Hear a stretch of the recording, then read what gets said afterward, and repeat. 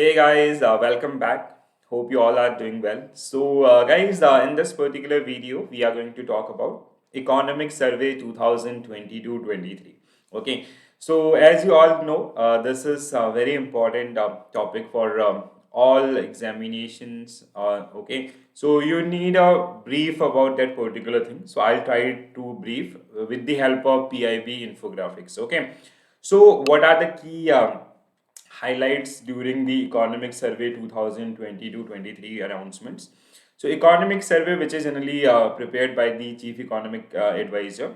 So, here we will discuss the topmost things which are generally covered during this particular announcement. Okay, so we will start with GDP, then we'll come to the different sectors or the key development in Indian economy as well. Okay, so if you talk about the GDP growth during this particular announcement. So for the current financial year, it is 7%. So you need to remember the current one on or and the projected one for the next year. Okay. So for the current financial year 22-23, it is the expected growth is 7% as per the first advanced estimation of CSO. Then, if you talk about the expected growth for the upcoming financial year, which will start from 1st April, that is 6% to 6.8%. So, they generally given a range of 6% to 6.8%.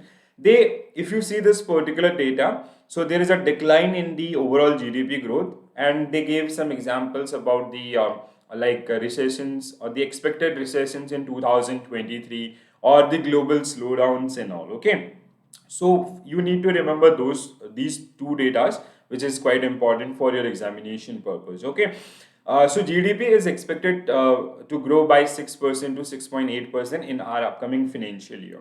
Next one, in GDP, we have three sectors. One is primary sector, which is related to agriculture, secondary, which relate to manufacturing, and tertiary, which relate to service sector. I put service sector on topmost priority because if you see Indian economy, so in our economy we have maximum contribution from service sector. Okay, then secondary, then primary. So first we'll talk about the service sector, then we'll come to agriculture because we have maximum dependency on agriculture. Okay, so here the good thing is, like as I told you, we have maximum dependency on the service sector, and the numbers are very good. Okay, so here we were generally facing the COVID situations, so there was a slowdown, and now service sector last year, financial year 21-22, which was very good. So we grow around 8.4%, and there is a positive side for the upcoming year as well, 22-23. So the expected growth is 9.10% for the financial year 22-23. Again, this is a very good number. Okay, so as I told you, about 56 to 58% of India's economy that generally depend on or the income we generally generate from this particular sector. So we have a positive side of growth in this particular one as well. So which is a good number. Okay. Second one, I included agriculture because about 54% population of India that generally dependent on agriculture. So during COVID-19, this part or this sector that generally save India. Okay, so if you talk about the agriculture sector, so the expected growth is 3.50% for the financial year 22 and 23. Okay, so again we can say we have a good number, or even if you study the overall productions or agriculture production, that is also increased by certain percentage. Okay, so again this is clear. Now the secondary sector, which is industrial. So if you talk about the industrial sector, so the expected growth is 4.10% in this particular one. Here you can see like there is a big number because like here we face a decline. Okay, so due to COVID we face the shutdown things, so that's why these numbers are very high. Okay, now 4.1%, which is a quite good number. So like if you see the budget 2023-24, so they talk about the chip making or electronic item making, also that they generally promoted the made in India concepts and all. Okay, so for the examination purpose, guys, please do remember the GDP, overall GDP, as well as the three sectors of GDP. Now, whenever we talk about GDP, we generally talk about inflation. So inflation, because it's a very important concept. Okay, so when you calculate your real GDP, you have to adjust inflation. So if you talk about as per the economic survey, so the CPI, please do remember this one. This is very important one. Okay, so the expected CPI inflation growth is 6.40%. So this is a, like, if you see in last few years, so there is a lot of liquidity which is infused by RBI as well as government of India in Indian economy. So if there is a liquidity, that is definitely going to lead the overall inflation in the market. So that's why you can see in last 1 or 2 years there is a slight change, or there is a slight upward change in the overall inflation in Indian economy. Okay, so last year it was 5.5. Now it is expected to grow by 6.80%. Again, very important one. Okay. Next one, we have fiscal deficit. Again, very important point. So many times they generally ask question based on fiscal deficit. So it is related to your GDP, debt to GDP ratio, you can say. Okay, and it is something related to borrowings of the government. So for financial year 20 to 23, it is at 6.40%. Again, this is very important number, guys, believe me. And so many times examiner they generally ask question based on this one as well. So the expected fiscal deficit for the financial year 20 to 23, that is marked at 6.40%. Next one, we have foreign exchange reserve. So last year, like we during COVID or even just post COVID, so there is a lot of investment in Indian market. But if you see this year, there is a global recession. So due to that particular one, so there is a, there is a recession, kind of we can say fear in the market. So investors they generally withdraw that particular money in these kind of situation, and they only invest in their own countries. Okay, so that's why last year it was 607 billion US dollar.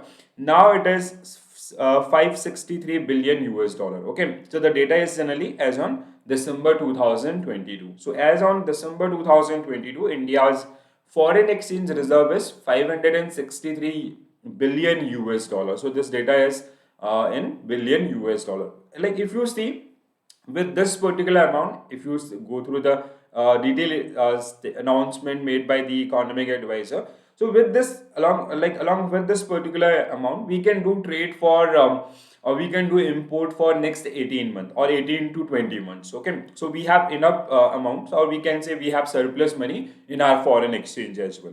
Okay, so these were some key indicator and key highlights. Now we'll talk about financial things. Okay, so economic advisor they also talk about some monetary management which is done by RBI.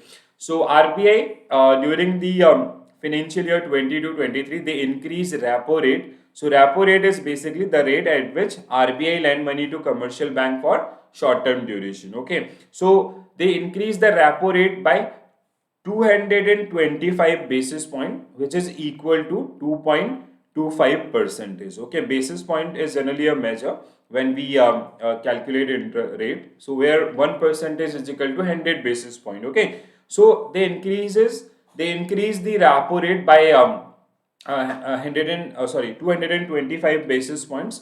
So the overall with this measure, basically they generally try to control the liquidity in the market, or they generally the focus was price stability. Okay, so as I earlier told you, during COVID situation, there is lot of credit creation done by government of India as well as RBI. So the outcome was there is a high inflation. So to control that inflationary situation, they came with this step and they raised repo rate by 2.25 percentage. So if there is a high repo rate, so bank will get loan from RBI at a higher side, higher rate of interest. So if bank is getting loan at higher rate of interest, so they'll also give higher loan to the customers at a higher rate of interest. Okay, monetary policy transmission from the repo rate hike is underway. So here they clearly mention this is underway. So in future maybe or even in February policy, our monetary policy in February monetary policy, they may increase the repo rate by 25 basis point or 50 basis point. Okay. The another good thing is about December report of RBI. So RBI released a report in December 2022. So which is something related to gross non-performing asset ratio. So as per this particular report, so the India's net non-performing assets that generally come down to a 7-year low, that is 5%. Okay, so let's say if we have 100 crore rupees loan in the market, or which is given by banks, so out of 100 crore rupees, now only 5 crore rupees loan is part of NPA category. Okay, so that like we achieved this milestone, or this is like we can say lowest in last 7 years. Non-food credit in double digit since 2022. So the basic data is straightforward. Yield on 10-year bonds stable in 2022. This is again very important data. So yield means the rate of interest which generally we earn from the bonds. So yield is something related to bonds. And if you see the sovereign bonds which are generally issued by Government of India, so the 10-year bonds pricing, okay, so there is a no big fluctuation in these particular bonds, which generally show trust on Indian economy. So that is something related to this one. DII, domestic institutional investors, acted as countervailing forces to FPI. So which means there is an investment there is an investment trend which is generally followed by the domestic investors. Okay, so domestic investor, they generally shown their interest in Indian market, and they invested lot of money. So we like there is a if you compare that ratio between domestic and foreign investors, so domestic investor, they generally lead that particular one. Okay, India outperformed its peer in domestic stock market. If you see, they generally talk about the Sensex and Nifty's performance in last 1 years. So that we are at all-time high. If you see, the Sensex is all-time high, Nifty is all-time high. So basically, that generally reflect the trust of investor on Indian stock market. Okay. So hope you're getting these particular data clearly. Still, if you have any query, please do mention in comment section. I'll try to resolve your queries. If you talk about the state of economy, like for the financial year 24, they mention we have the expected growth rate of 6% to 6.8%. So even if you compare with the other countries or developing nations, it is like we are one of the leading country. Okay, so private consumption at like that is we can say all-time high. So even the spendings of people that increase, boost to production activity. So that is definitely going to lead. If there is a demand for the product, so companies will increase their production. So there is a high production in Indian economy as well. Retail inflation backed with RBI targets. So there is a high inflation, but if you talk about the suitable range of inflation for Indian economy, so which is as per monetary policy 4% plus 2 minus 2. Okay, so the range is 2 to 6%. And if you talk about the specifically financial year 22-23, so it is like around your targets. Like we have 4 to 6%, sorry, 2 to 6%. So 2 to 6%, we are near this particular one. But after this COVID situation, there is a, we can say there was a well management by RBI as well. Okay, so India rupee remain perform well as compared to other countries. Direct tax collection, that was again there is a good numbers in this particular one as well. Okay, so guys, this is a snapshot for the economic survey. So this part is very important. This is kind of a revision. So the GDP growth expected is in upcoming year, it is 6% to 6.8%, and for the current year it is about say 7%. Fiscal deficit target is 6.40%, 22-23. Inflation is 6.80%. Service sector, that will grow by 9.1%, and the foreign exchange reserve, that is about 563 billion US dollar.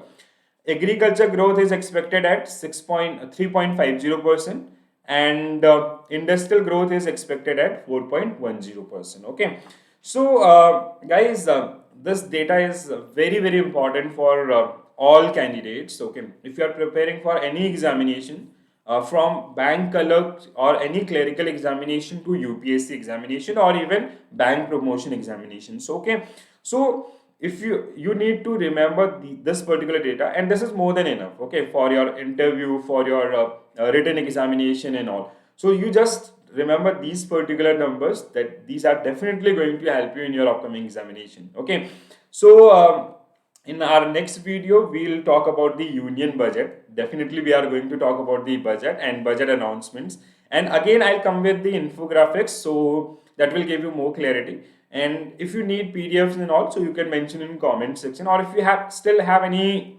doubts about the economic survey, do mention. Okay, so hope you enjoy the video. If you like, please do subscribe my channel and do share with your friends. So thank you for the watching video guys. Bye bye, take care all, happy learning, thank you.